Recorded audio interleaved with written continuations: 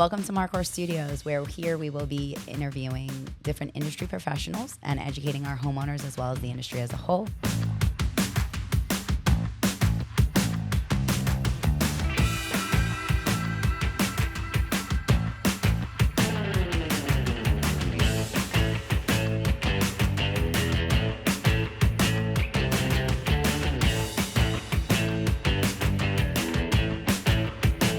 We hope you enjoy the show. Welcome to Marcor Studios. We are here today with John Castro from Long Island Contractors Roundtable.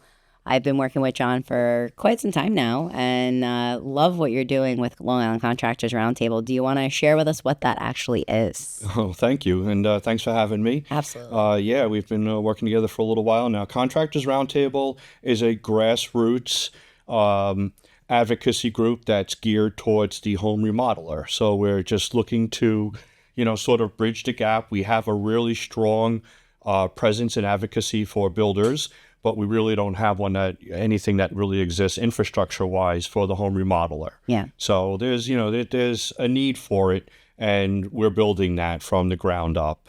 Which is amazing because the feedback we're getting on it is awesome. We used to have things like we had NARI, we had Pro-NY. We don't have any of those anymore. I know that, Libby is looking to support kind of what we're doing, hopefully. But when a builder needs advocacy and they need lobbying, it's a very different thing that they need versus what we need in the remodeling industry as far as education, as far as licensing regulations and compliance and things like that. So right, I think what you're doing is great. Thank you. I appreciate that. And that's, you hit the nail right on the head there. No pun intended. No pun intended. But yeah, there's nowhere to turn. We come into this business and we're very good artisans, but it's very hard to make that leap from being, really good at installing a roof or really good at installing windows or framing into being really good at running a business. Yeah. And that transition period opens up a whole lot of questions and a whole lot of trial and error. Yep. And where that trial and error exists becomes a problem for homeowners and contractors alike to be successful and to have successful jobs. Yep. So we're offering now taking advantage of social media. Fortunately, we have this tool now. We've been able to open up this forum so that if you have a question, you could feel comfortable to turn to your other contractors, turn to your peers and say, hey, what is this? How do I do this? Or how did you handle that? Or what can we do? And they get real answers. Yeah. I mean, of course you get sometimes, it is New York. Of course, yeah. You get a lot of times you're going to get, a little sarcasm and, I've had my moments where I send it and I'm like, I got to delete this one because I'm like, I'm not here to run people's businesses for them. But like when you have experience in something that comes up, you're like, you're going the wrong direction here. But like, listen, to each his own. Everybody sometimes wants to get the advice, but also sometimes people want to figure it out and, flop on their face and figure it out when they make their own mistakes. And that's how we've learned a lot from making our own mistakes.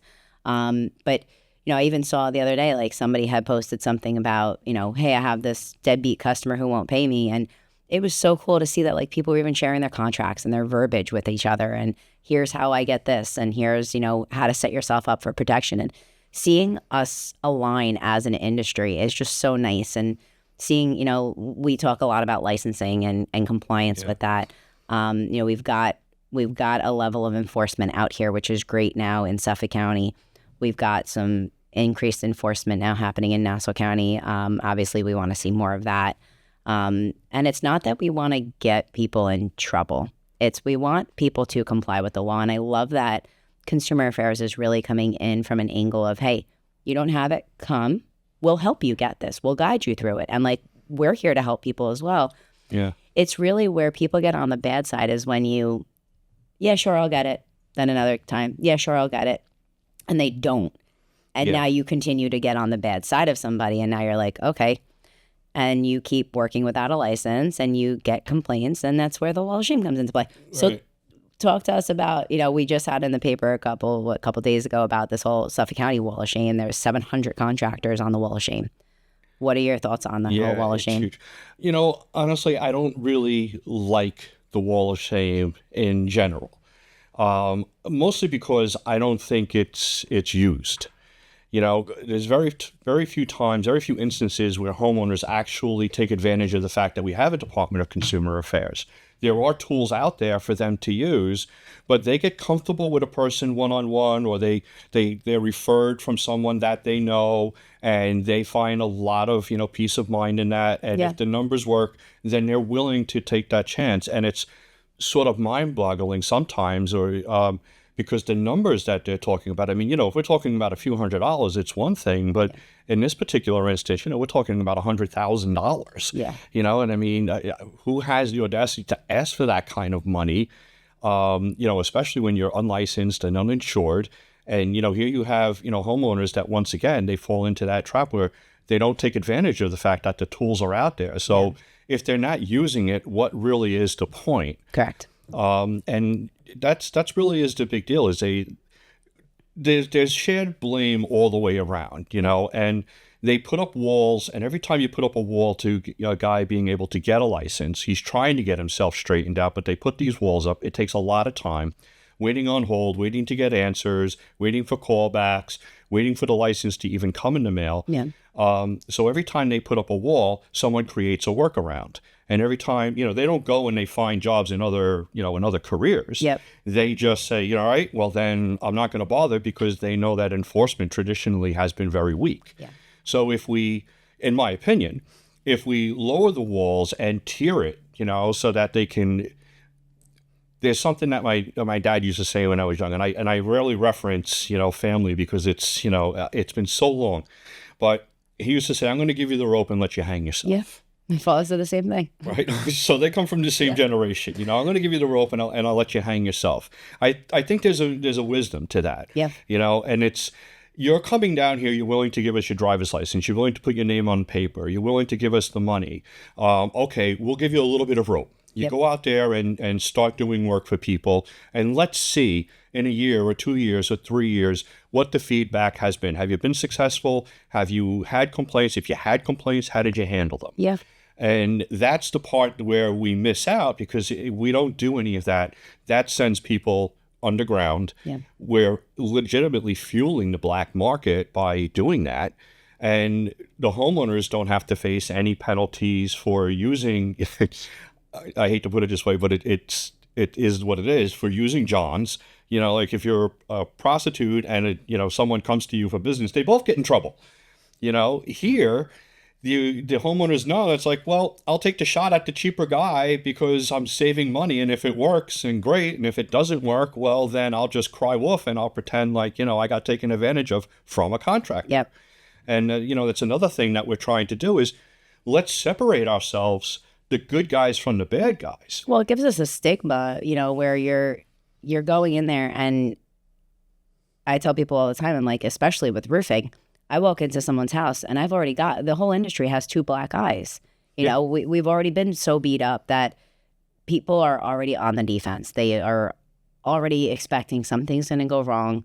So, we've got to change that stigma in the industry. And I think that, construction can be frustrating. And I'm going through a project myself on my house. It's frustrating. I'm not happy with the contractor at all. I didn't want to pull my guys off of the job, off of my jobs. Mm-hmm. So I hired a company to do it. And knowing that I'm in the industry and I'm not happy. And at the point where I don't even answer the contractor's calls at this point, because I'm that frustrated with him. And I'm like, you know what, when the job gets done, it gets done. But getting that from my perspective and like knowing the business, but then having somebody on the flip side where you're like, what if you didn't know the business? What if you didn't know what your rights were, what your, it puts a homeowner in a bad spot as well.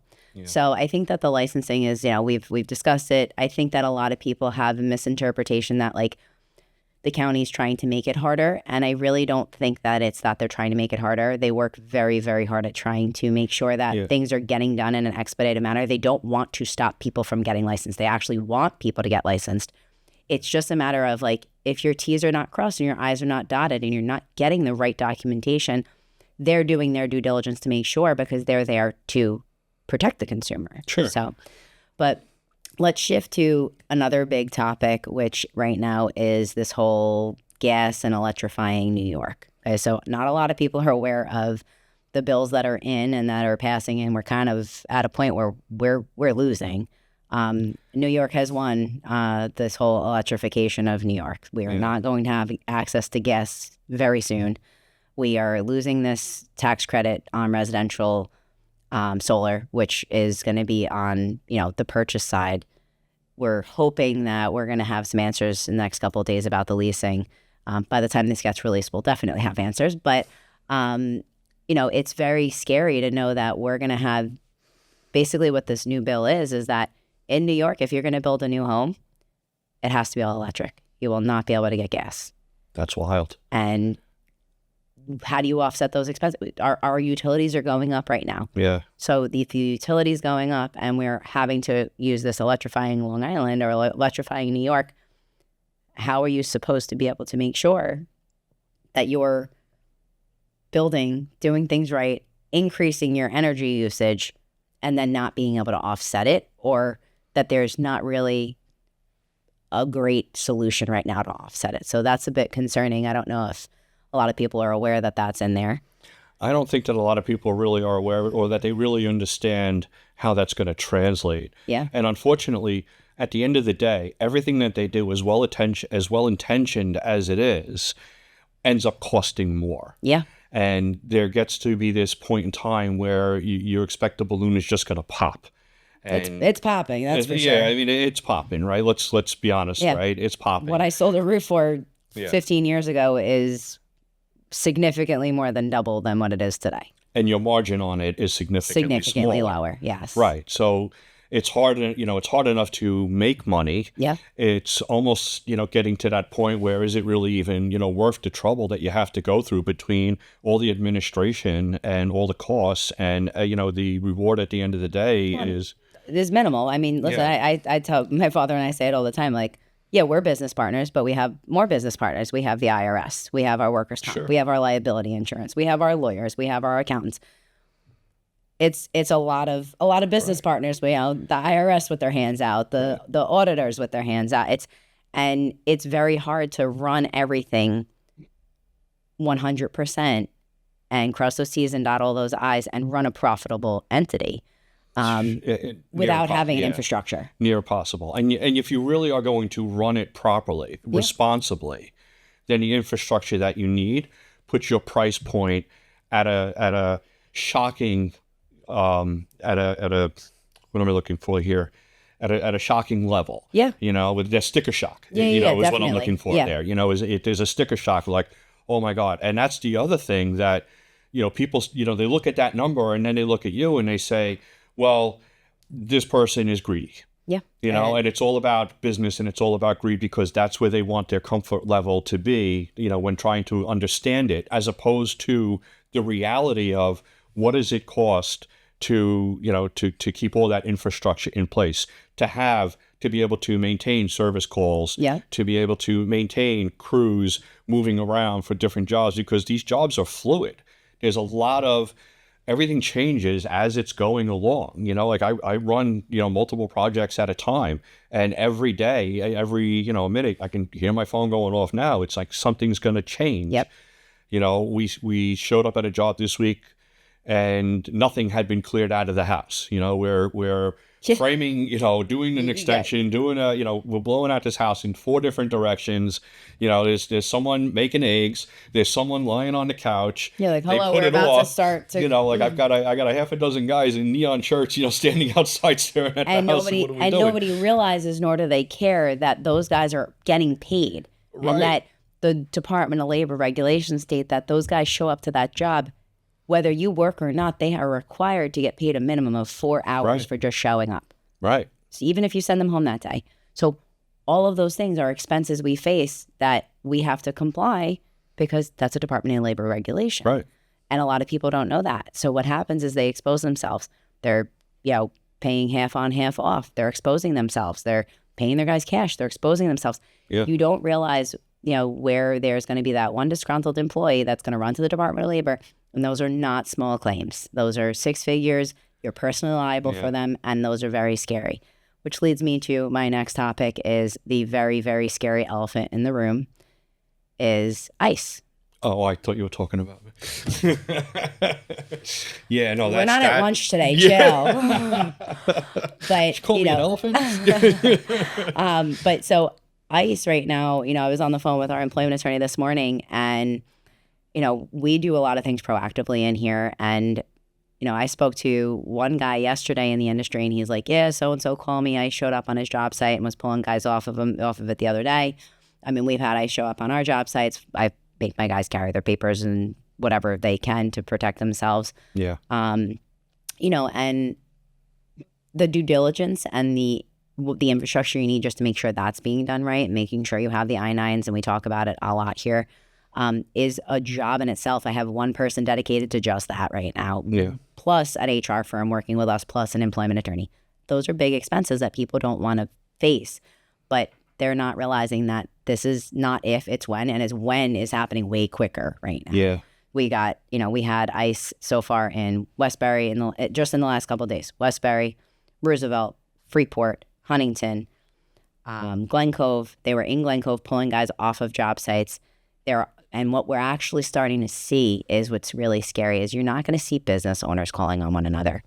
You're going to see the guys calling on one another, because what's going to happen is that if a guy knows, hey, this guy left the company I'm at because so-and-so is requiring I-9s and these guys can't fulfill working legally here, but this guy over here is willing to hire that guy. What they don't realize, it's not the owners of those companies that are going to be caring about that. They got bigger fish to fry. It's the guys that are not working because they're trying to do it the right way and the other guys are undercutting them by paying off the books and dodging the workers' comp and all of those expenses. That it's those employees that say, hey, I'm not working, but I know this guy's working here and I know he's not legal. They're all starting to roll on each other is what we're starting to see. And that's really where it's going to get scary, because when you have an internal situation where these guys are starting to call these tip lines or whatever the case is, that's something that's really scary. You end up with a disgruntled employee. I mean, we've both been doing this for a while. You're going to have people that leave you and know the inner workings of your business. So you have to insulate yourself so well, because that one guy that decides to make a call that was a disgruntled employee and says, hey, I know that they've been paying me half off, half on, or they were paying me cash, or I wasn't tracking my hours, and they have the Department of Labor, they have Department of Homeland Security. They're going to listen to these things, and they're going to bury the business owner on those things. Sure. And that's why right now Department of Homeland Security is actually going to squeeze the business owner, because we control who we hire and we control who we don't. Yeah. And that's something that's really scary. But what are you seeing as far as ICE out there? And fortunately, I haven't seen much other than what I've seen, on the media and what I've heard through these discussions. But without a doubt, everything has a cause and an effect. And one of the reasons for, the development of Contractors Roundtable is because I knew, I could see as the talent was dwindling, we were going to have to start relying on each other more. We're going to have to start being able to network more. We're going to have to work closer together and maybe even consolidate to some degree. We're already seeing it. We're already doing it with companies. Right. Because there's just one, we're going to take away a large portion of our workforce and, a large portion of our talent that we've become dependent on. For sure. So, that's an issue. And, 1 year to the next, it's been more of an issue than not. Some years it's been a bigger issue than others. Yep. Other years, people didn't care. So you get comfortable, you rely on those guys, you make promises, you have hard line, contract dates that you have to meet. You're trying to make payment schedules, so everything, and this comes right back around to it, where everything is just fluid in this business. But fortunately, I haven't had an experience yet with ICE actually showing up or even, witnessing anything. Be ready. But we have been talking about it. We've been talking about it with our guys, and fortunately, I have someone that that handles just that. Yeah. So I can concentrate on the projects, but that's a full-time job. 100%. Just getting business and organize, taking care of all that administrative work. So let's dive into that a little deeper. When it comes to these I-9s, a lot of people don't know what an I-9 is. They also don't know that they have to keep checking the I-9s. We check them quarterly internally, making sure we're checking dates. We calendar when somebody's documents are going to expire, so we know 30 days in advance to start making sure we're looking and asking, setting out notices and saying, hey, we need this documentation. But talking about this to I like to consider some of these the dinosaurs of the industry. Like in my father, if you told my father that, this is what he had to do, he'd be like, I'm not doing any of that. I'm not spending the money to what's involved, and B, I'm not doing it. Catch me if you can. Yeah. My mentality is like, no, we're going to do this the right way from the get-go. And it's not a knock at him. It's a matter of, it's the mentality. Yeah. And the problem is that the old school mentality is not going to work today. You have hey, I have this guy gave me a social security card and I have a copy of his license, or I have a copy of his work visa. We're good. And he's getting paid on the books. That is not going to get you out of a Department of Homeland Security I-9 audit. That is not if, it's when. You're going to be getting, the Department of Homeland Security is going to be coming in. They're going to be doing audits. You are going to have 3 days. And I can promise you it's going to take more than 3 days to compile all of that paperwork. You cannot backdate that paperwork. You can't ask somebody if they're legally here. You can't ask for what their status is. You cannot ask for certain documentation. You have to give them the form. It has to be the English version. It cannot be the Spanish version. You can give it to them so they can understand it. So they know which documents to bring. You can't tell them what documents ever to bring. And then the crazy thing is, the correct process in New York to hire somebody, they have to fill out a job application. You have to give them an offer letter. Then they have to come in and onboard. So you have to invest all of this time before you can even find out if they're legal to work here. If they're any good. Well, that is honestly, that's actually the second part of it. We're not even concerned about talent at that point of them, putting their money where their mouth is. Sure. Right now, you just got to get to the point of, you have 3 days of when that guy is working for you or that girl. You have 3 days to get that I-9 in.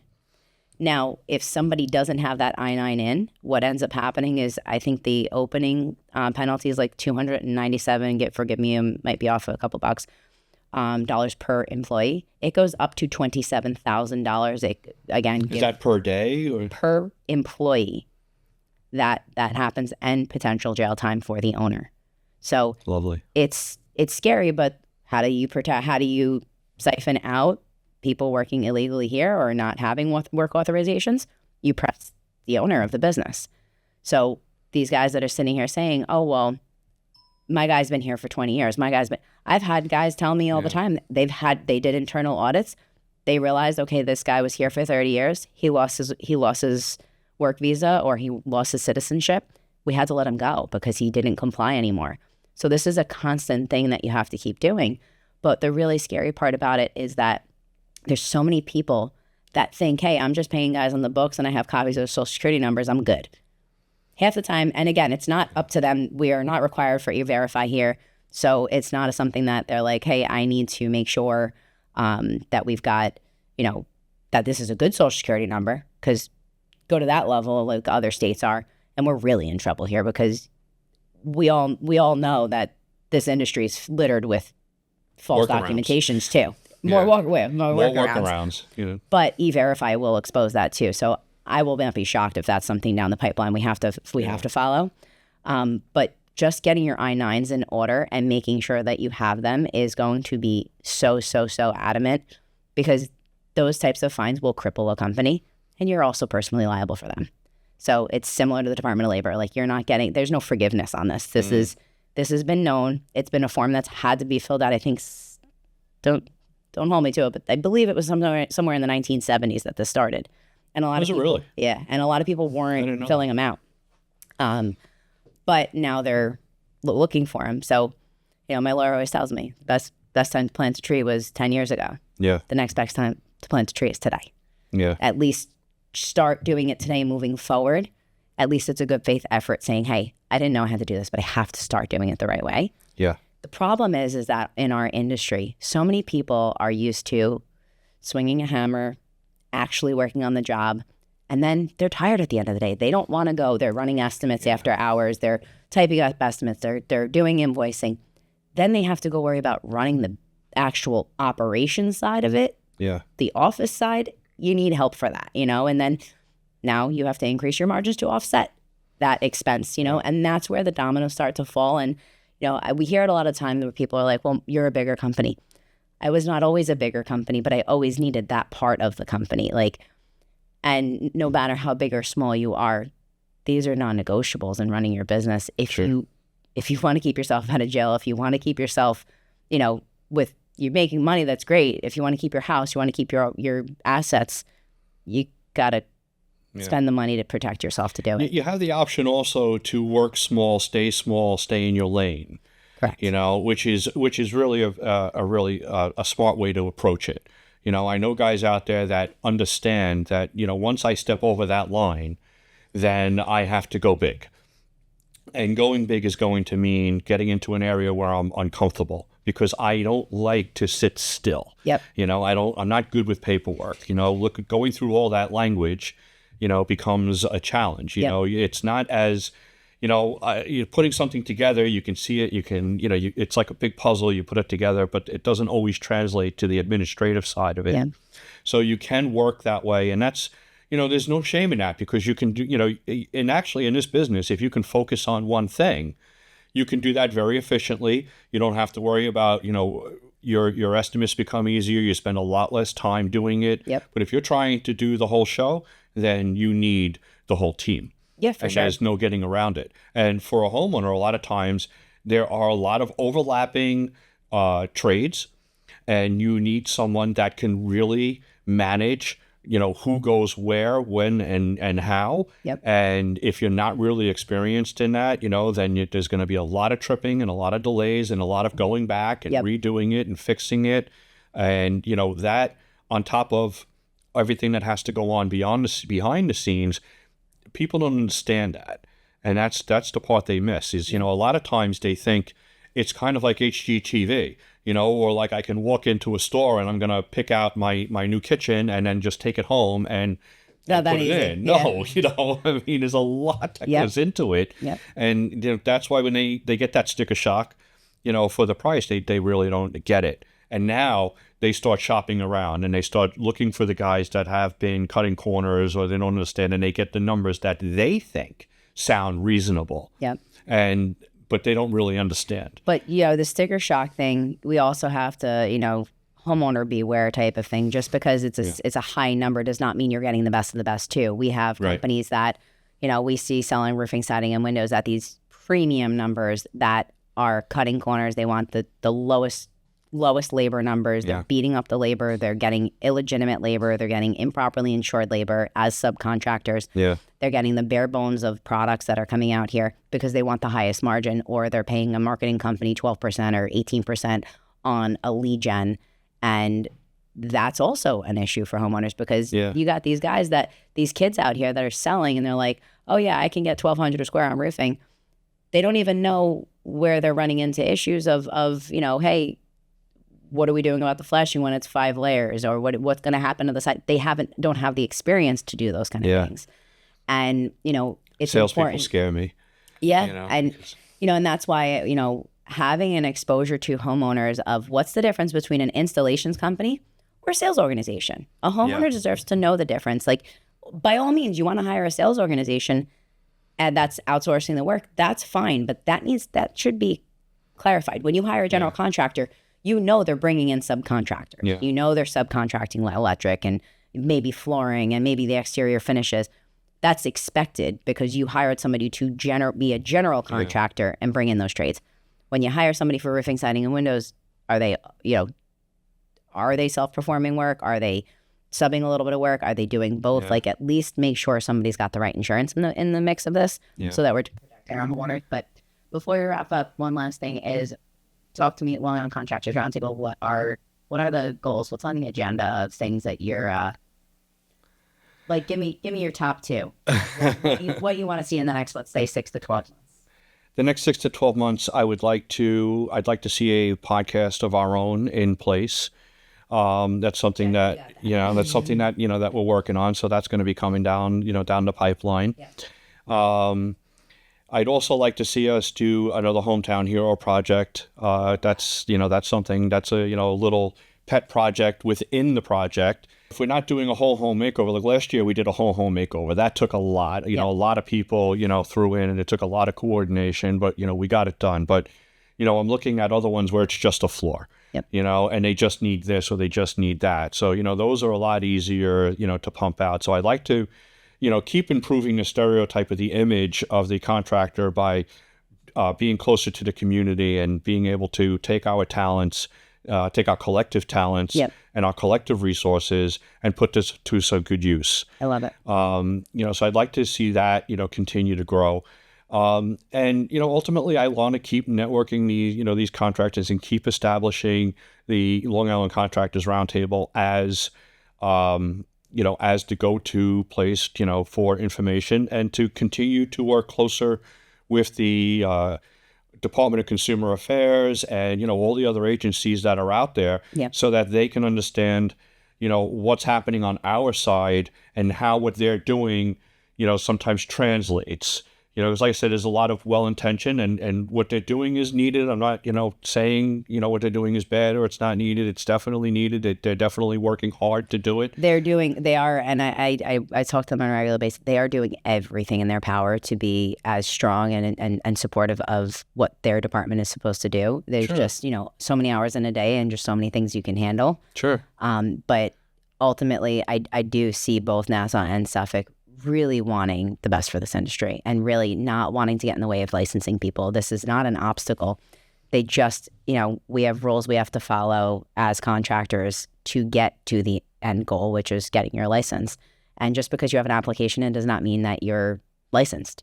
You have to wait for that license to actually perform the work. And if you get caught just because you have an application in and you're working, that could pose an issue for you. Sure. And, they're It's really going to gum up the works smart. then, Yeah, they're smart. They know what they're looking at. They're not new to this. Yeah. Well, you know what? They're understanding how to, and this is something that's good for the homeowners too, is to start to really understand how to take advantage not only of the Department of Consumer Affairs, but take advantage of the social media. Yeah. When I was researching that issue that came up earlier this week that we were referring to in the beginning, I went to the guy's Facebook page. It took me all of 2 seconds to realize that these aren't real pictures. Yep.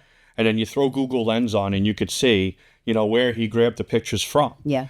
So I mean, there was flags everywhere on this. But if you don't really get into if you don't really want to invest the time, to figure it out, then, it's a rough pill to swallow. Yeah. I mean, and nobody's here trying to deter people from ever getting work. There's plenty of work out here for everybody. Everybody. It's absolutely. just a matter of doing it and doing it the right way, because at the end of the day, every time a contractor does things the wrong way or cuts corners and hurts a homeowner, it's a blemish on our industry as a whole. So I appreciate you being here today. Thank you so much for your time. I'm very excited to be able to do some more of these and get the Long Island Contractors Roundtable podcast going. So thank you for everything. Well, thank you. Thanks for having me. Absolutely. This was awesome, and I look forward to continuing to work with you. You're doing a great job, so keep it up. Thank you. And it's definitely making a lot of traction, so I'm ready for this. Yeah, let's get it done. I'm in. All right.